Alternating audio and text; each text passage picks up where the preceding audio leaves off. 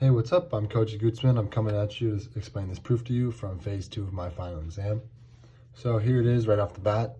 It's given to us 9n minus 1, which is a number always divisible by 8 for any n that is greater than 0. What does this really mean, right? It's kind of tricky to look at. You're like, oh, a lot of symbols, a lot of numbers. What number's floating over here? What's going on? Okay, cool. Don't worry about it. I'll show you. So we start off right off the bat here with the belief stage. Sounds exactly like it is. You just simply believe in this little statement given to us. So let's take a look at it. We have 9 raised to n, where we know that n is greater than 0. So we can start off something easy, where n is equal to 1. We plug that in, 9 to the 1 power, the first power, minus 1, which gives you 8. Clearly 8 is divisible by 8. We have a remainder of 0. Check. We really like that. We move on. Do the same thing with 2. 9 to the second power minus 1 gives us 80. Divisible by 8, right? Cool. It's 10. Another remainder of 0. We do the same for 3 and 4. We see that those are both satisfied. So we're like, okay, cool. What does this really mean, right? We have this function.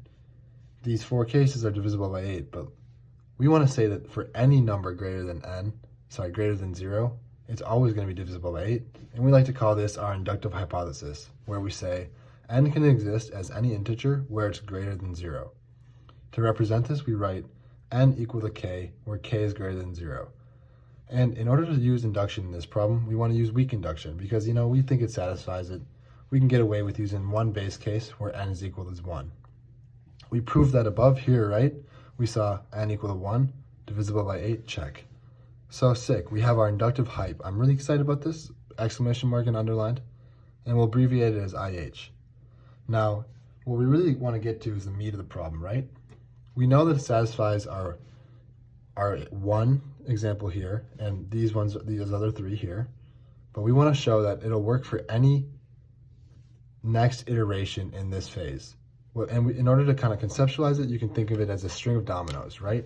You have the first domino right here. Excuse my poor art. First domino set up, this is our n equal to 1. Now, you have another domino back here, another domino back here.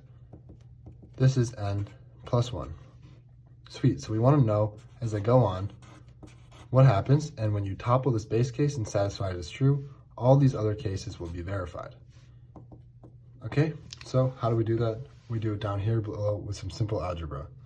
We represent n, the next iteration, n as k plus 1, where this part is our inductive hypothesis, and this plus 1 represents the next iteration.